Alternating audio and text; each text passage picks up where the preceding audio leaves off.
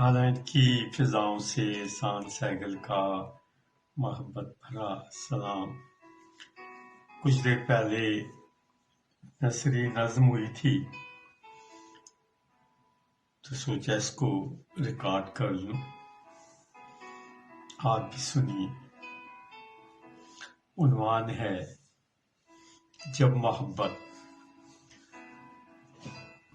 نہ اندھی ہوتی ہے، نہ بہری ہوتی ہے، نہ گونگی ہوتی ہے، نہ لنگڑی ہوتی ہے، مگر محبت جب ہو جاتی ہے، آنکھوں میں تصویر ہو کر، ذہن میں تحریر ہو کر، سانسوں میں مہک ہو کر، دھڑکنوں میں دھڑکن بن جاتی ہے، جیون بن جاتی ہے۔